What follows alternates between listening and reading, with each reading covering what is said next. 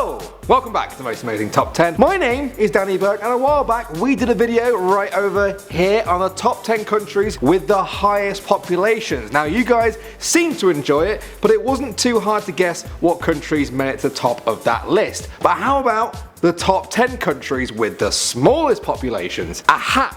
Now, there's a list that I'm sure a lot of you guys haven't really thought of, I hope. Starting things off now at number 10, we have Dominica. Now it gets its name from the day that Christopher Columbus spotted it, because Dominica is Latin for Sunday. But the native Carib word for it is Waitukubili, which means tall is her body. This Caribbean country has a population of 72,324 people. Dominica is not to be confused with the much larger Dominican Republic, but like a lot of Caribbean countries, Dominica struggled for independence from colonial powers for many years until it gained its own independence in 1967. And I for one am glad, because firstly, yay independence, that's always good, but secondly, check out their flag. That's a Ciceroo parrot, and it can only be found on the island. It's their national bird, and so they were like, yeah, why not? Let's just put our parrot on our flag, and I think that makes it one of the coolest flags around personally. I'm surprised more people don't just move there to live under the banner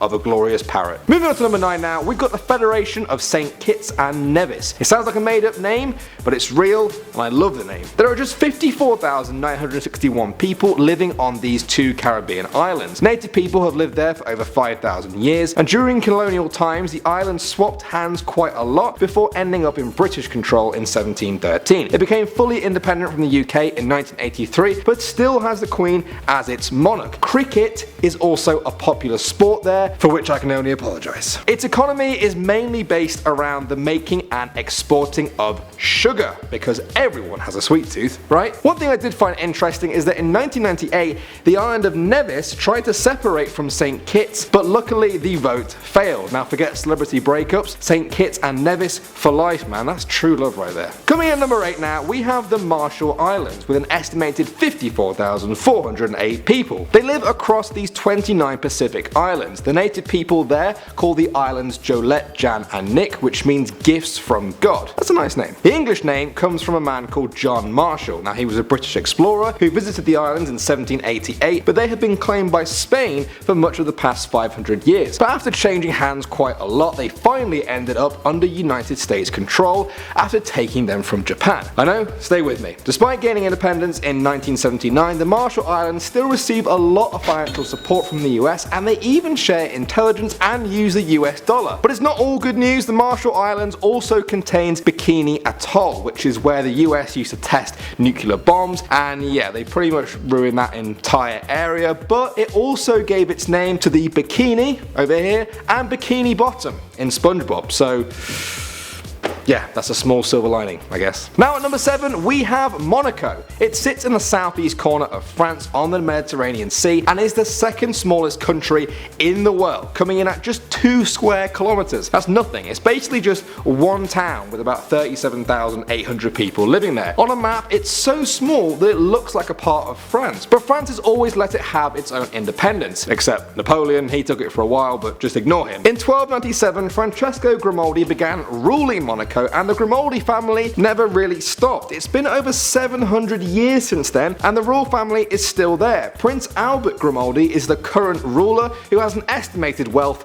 of $1 billion. That's about twice as much as the Queen of England. He's rich. It's famous for its lavish casinos, the Grand Prix races that happen there, and also a bit of a shady tax haven. It also has exactly the same flag as Indonesia. Seriously, apparently the only difference is that the Indonesian one is slightly wider. I couldn't tell you which is which. Coming in at number 6 now, we have Liechtenstein. Now this place sits in the heart of Europe and is one of the only 2 countries in the world to be what's called doubly landlocked, which means it's landlocked by countries that are landlocked. Yeah, that's a apparently a thing. Now it is tiny compared to its neighbours, and its population sits at just 37,340 people. What it lacks in size and numbers though, Liechtenstein makes up for with a rich history that stretches from the Iron Age to the Romans to independence from the Austrian Empire. It sits in the middle of Europe, and it pretty much looks like what everyone thinks Europe looks like before they visit, some sort of magical kingdom. And it kind of is. Despite its size, Liechtenstein has a royal family, and once a year the royal family hold a garden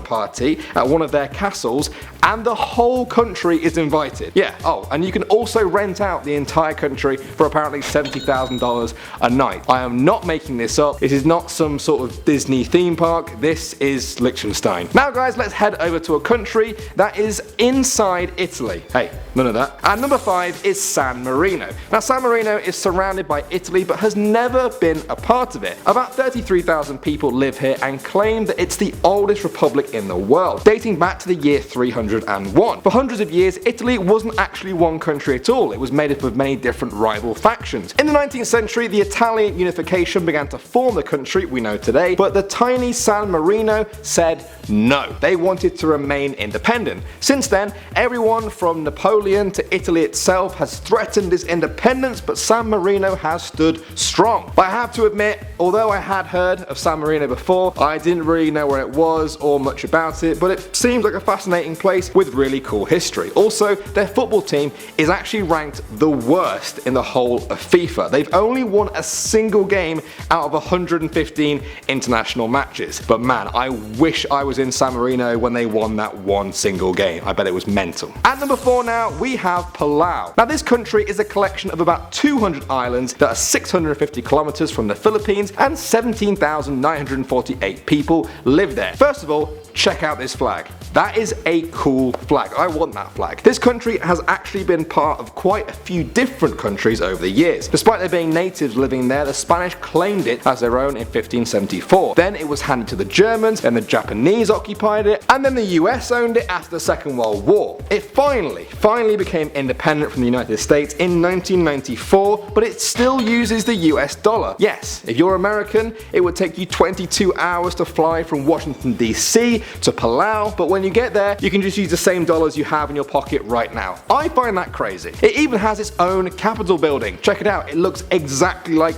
the Capitol building. So if any of you guys love America but don't want to live there, then Palau kind of is like a mini tropical America on the other side of the world. Coming in at number 3 now, we have Tuvalu. Now this country is made up of 3 small reef islands in the middle of the Pacific Ocean, about halfway between Australia and Hawaii. 10,640 people call this place home. Now we're getting to the point now in the video where more of you guys will probably watch this video than the people who live in these countries. If you add up all the landmass of the islands, Tuvalu is actually the 4th smallest country in the world. The biggest and most populated island is called Funafuti. That whole island is the capital. It's tiny, but it has quite a lot of houses. It has a church, a community meeting place, a post office, an airport, and even a football team. Yeah, here they are. Good on them, I say. Apparently they want to be a part of FIFA, but FIFA won't let them join because they don't have a proper playing field. That is so sad. I say hashtag get Tuvalu a proper playing field. Not too far away now, we have our number 2, which is the Republic of Nauru. This tiny island nation has only been an independent country since 1968 and has a population of just 10,084 people. Despite that, there have been humans here for over 3,000 years. These days, the Republic of Nauru has no army, no daily news publications, no taxis,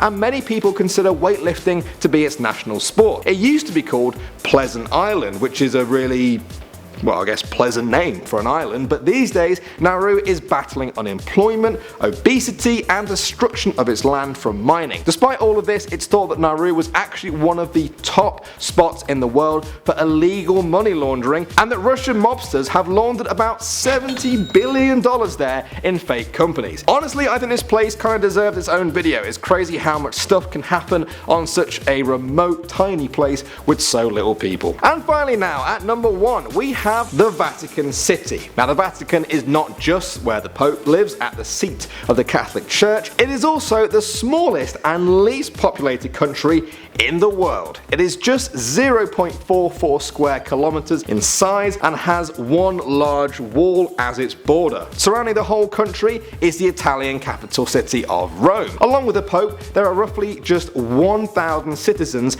of the Vatican City. That's it, and they are mainly just people who work there at the post office, the radio station, or in the Vatican's museums. Oh, and also the Swiss Guard, of course, the protectors of the Pope, who might look like they're having a laugh, but yeah, I wouldn't mess with them, they will mess you up. I think the Vatican is not only the smallest and least populated country on the planet, it might also be one of the most unique and odd. But what do you guys think? Did you already know about all of these countries on our list? Because I definitely didn't, personally. If you did learn something, then don't forget to throw us a big thumbs up, that would be amazing. Make sure you are subscribed to Most Amazing Top 10 before you head on back into the depths of YouTube. My name is Danny Berg, it's been a pleasure talking to you guys, and I'll see you all soon.